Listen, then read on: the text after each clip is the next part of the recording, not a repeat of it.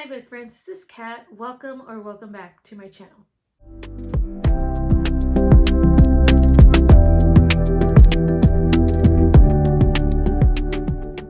So today's video, it is my February wrap up, including I'm going to go over my husband's read for February and what I've read for February. So that is the plan for this video.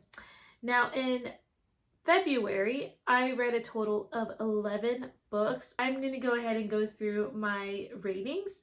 In addition to these ratings, I also am going to tell you my Christian fiction rating, or like ratings for like Christian content, and I'm going to try to do this more often.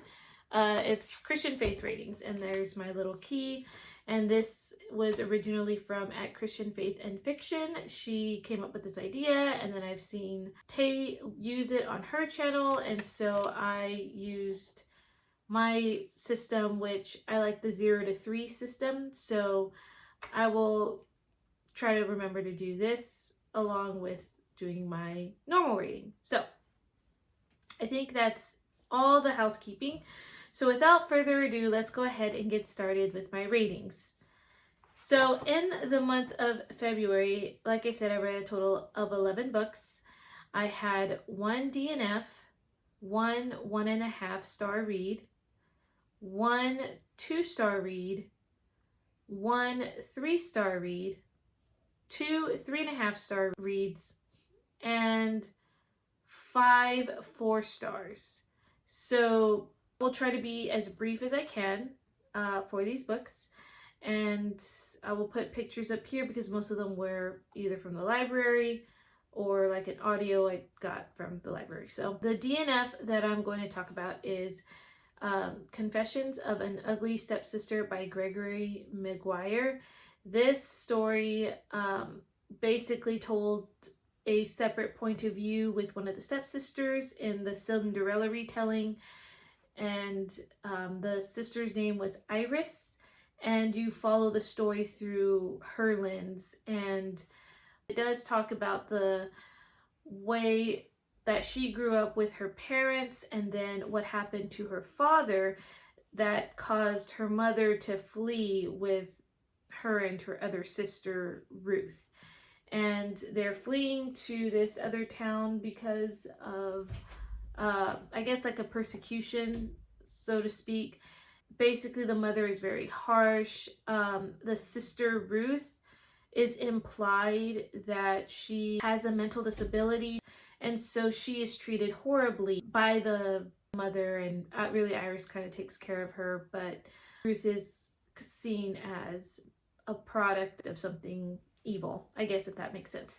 So they go to this village, and then that's where they meet Claire, which is the Cinderella girl, and just even Claire's countenance is, she seems innocent and sweet, but there's something else there. So that's kind of the gist that I got from the story. It was a little difficult to get into because of the language, and then there were some problematic elements to this book, particularly when Iris and her family move in with this man. He's a painter, and he paints a variety of things, especially people who are different and even physically are different from what was considered normal. So there was just some crude language, implications of even some of the paintings that he does, which glorified the human body, if that's how I'm gonna put it, and how Iris at one point was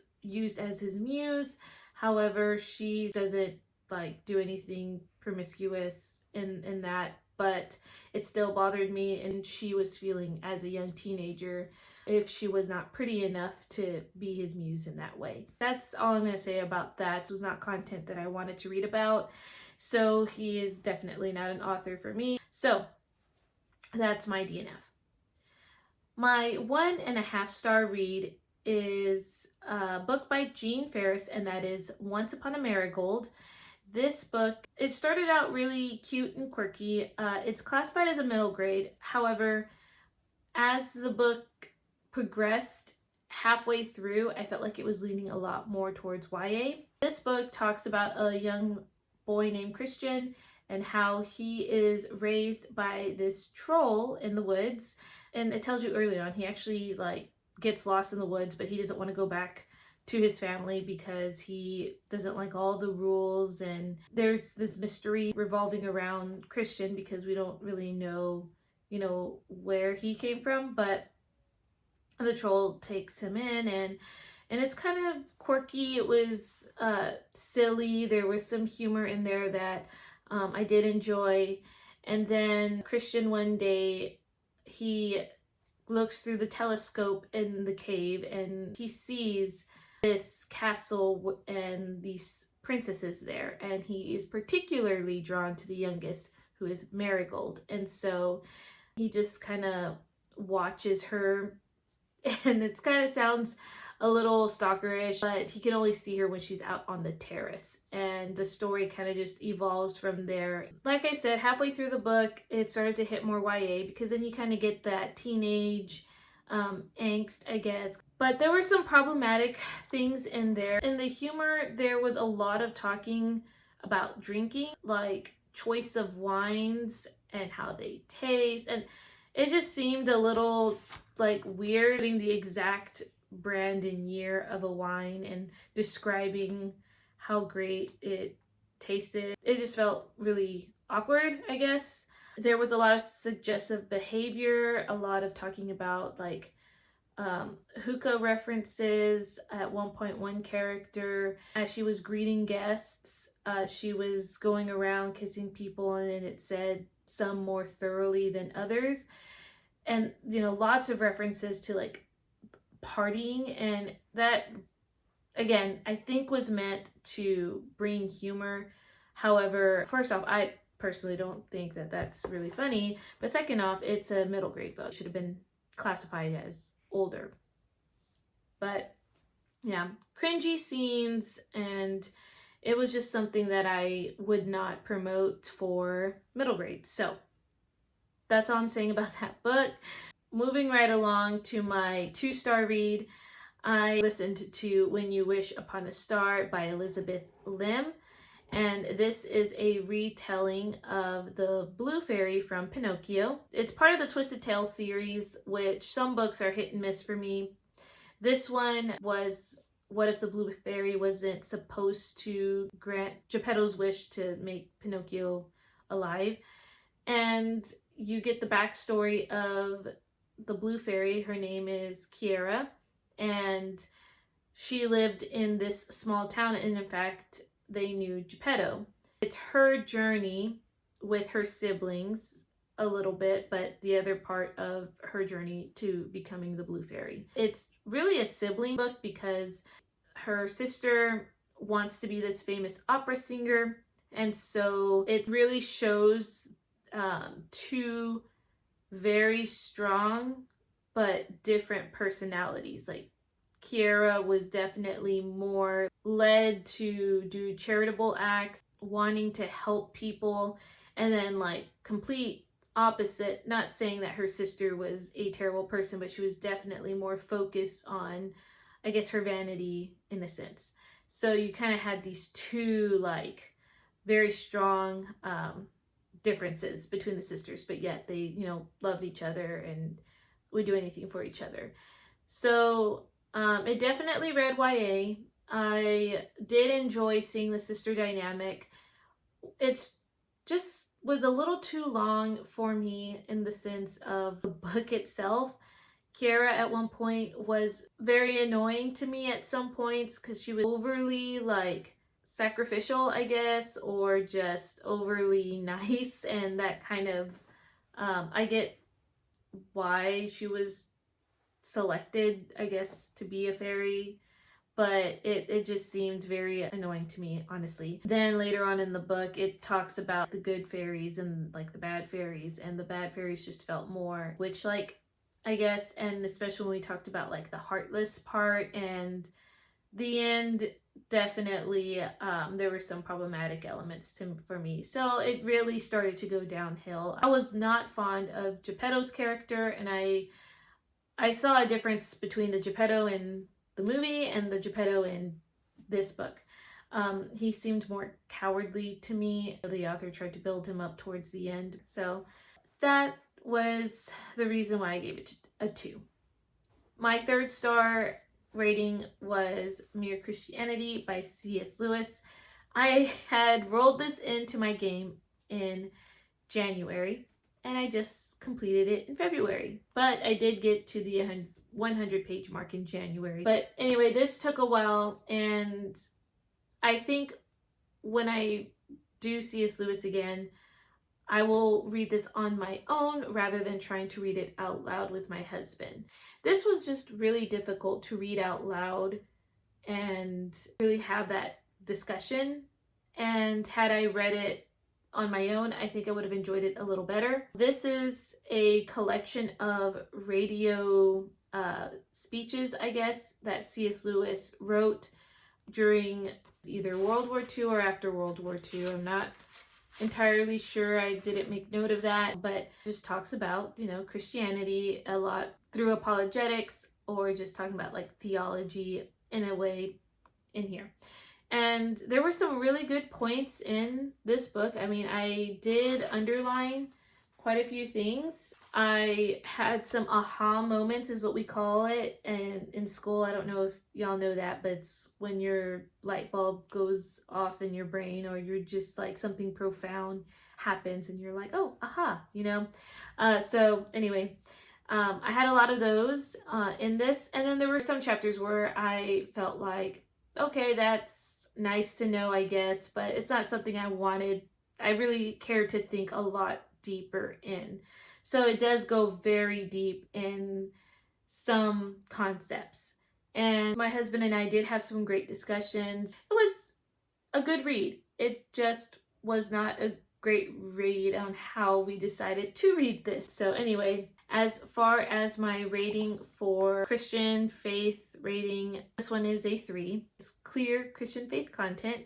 So now we're in my 3.5 star reads. And the first one I'm talking about is Storybound by Marissa Burt.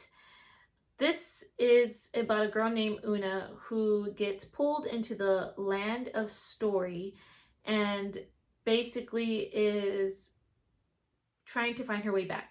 And the land of story is all about fairy tales, but they actually happened.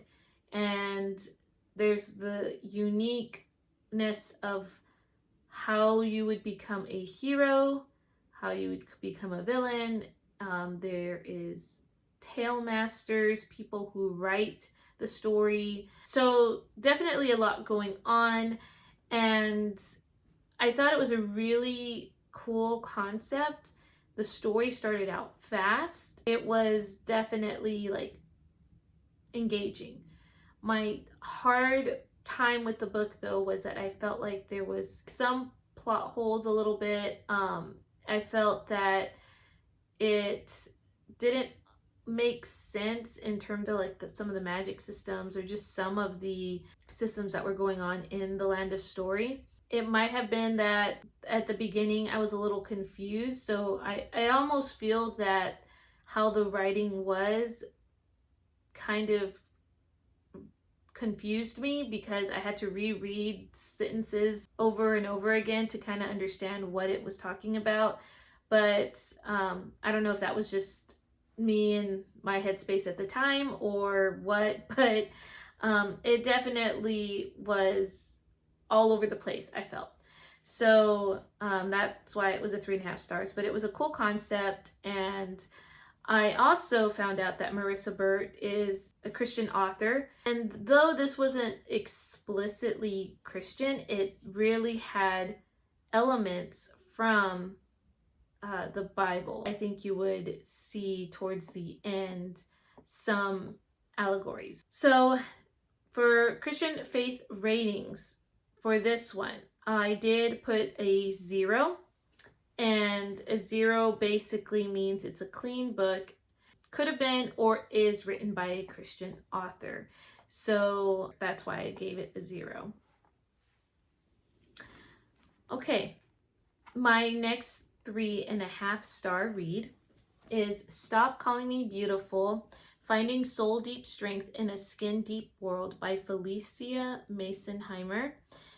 This book basically just talks about going deeper into the word and not just having like surface level Christianity. Like she dives into her personal story about how she was always looking for more, even as a teenager, than just um, the catchy Bible verses, the retreats that she felt like all they were focused on identity, but like surface level, not like actually deep diving into your identity with Christ. And then those harder questions that she felt like we just never really hit, I guess, in churches or in retreats. And so she gives her thoughts, and towards the beginning of this book, it was, to me, very slow going, because though I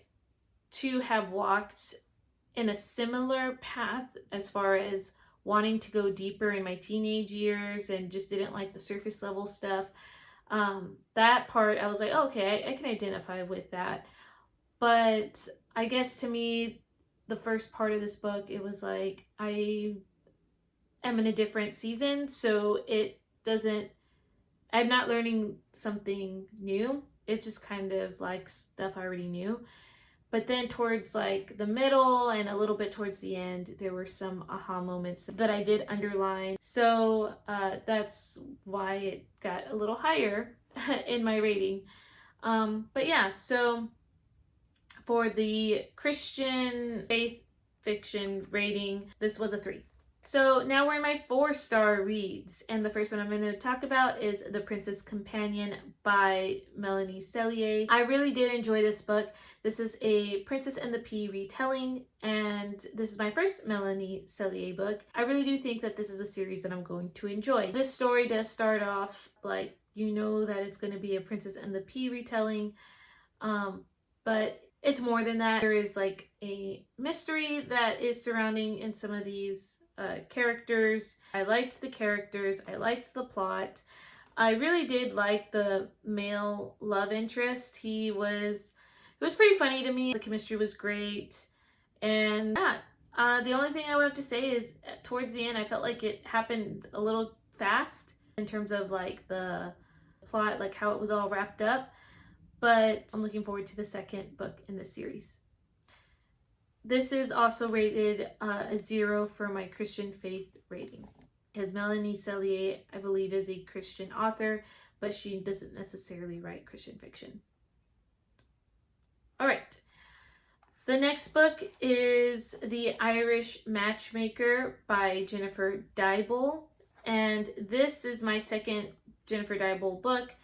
Essentially, this is about a woman who is a matchmaker in Ireland, and she doesn't want to stay in Ireland, at least in her small village. She wants to move into the city because she believes that's where she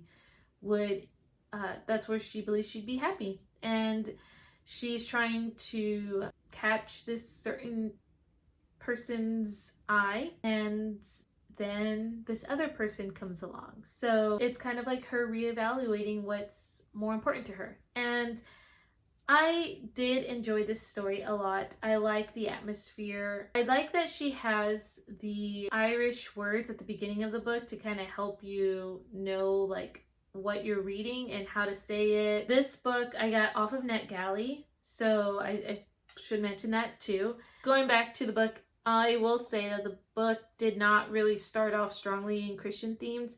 It really started to pick up towards the second half of this book.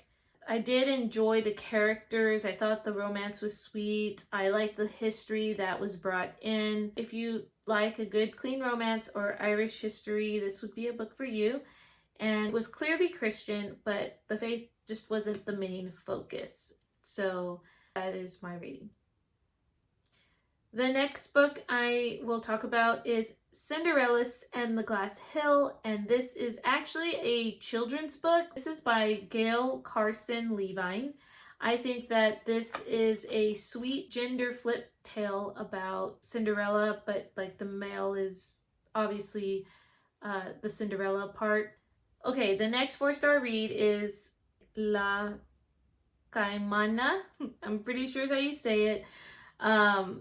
This is by Maria Eugenia Manrique, and this book I did put in my Read Around the World vlog, so you can get more of a thorough review from that. But I enjoyed it. Children's book, 4 stars. There you go. And the last book I will talk about also comes from that vlog, and that is Lion by Saru Bareilly, and it's his memoir finding his way back to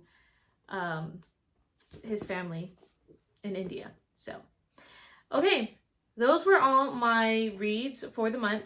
And real quick, I will go through my prompts for Once Upon a February.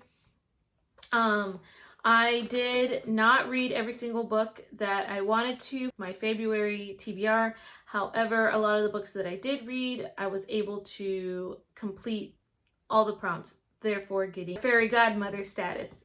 So real quick, for Red Rose, Red on the Cover, I read Storybound for that one. For Fairy Godmother Gender Flipped Retelling, I read Cinderella's and the Glass Hill. For Merryman Male Main Character, I read Once Upon a Marigold.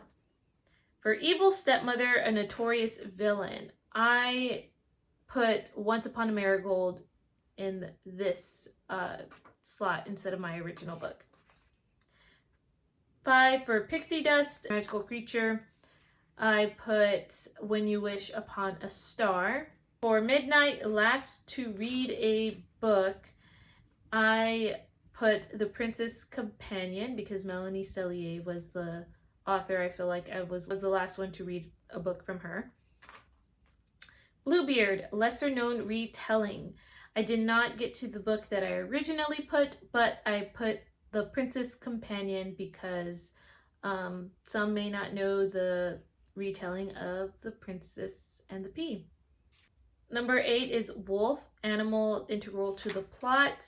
This one I also did not read my original book that I put on, but instead I put in this spot Cinderella's and the Glass Hill because the horse does play a role in this story. 9, musical voice. Book incorporates music and singing, and that I read When You Wish Upon a Star. 10, Long Locks, Girl with Long Hair. I read The Princess Companion. 11, Snow Queen on a Quest. I read Storybound for that one. And 12, Thumbelina, a short book. And that one I didn't read the original book, but instead I read Cinderella's and the Glass Hill. So it was fun, and I'm very happy that I got to participate in this readathon, and I'm looking forward if this is done next year because I have seen a lot of great recommendations, not only from y'all, but also from my co-hosts, and some books that I felt like I missed out on, but that's okay. I can just do it next year if I don't get around to them this year. But hopefully we'll do it next year. Last but not least is my husband's pick. And as a reminder, my husband's prompt, he rolled 3 times, and one he landed on Midnight with a random genre, so a book over 400 pages, and he ended up getting the more age range of middle grade, child, or YA. And he also, for his second roll, got Valentine's Day, which was a random picture, so he had a bird. And then the last roll he had was a free pick / no pick, so he decided not to pick a book for that one. And he has a special rule where he can combine any prompt together. So what he ended up doing was he only had to read one book this month, and that was Storybound by Marissa Burt. And as far as him liking the book, he did not like it as much as I did. So he did complete his TBR, which he does get a reward. that was a longer video than I wanted, but I hope that you guys have found some great reads in this video, and I hope that you are having a great start to your March reading. If this trend continues for me reading like a lot of books throughout the month, I'll probably do a mid-month wrap-up, so that way this video isn't super long at the end, and that way I can remember all the other books. So, all right, I will see you guys in another video. Bye.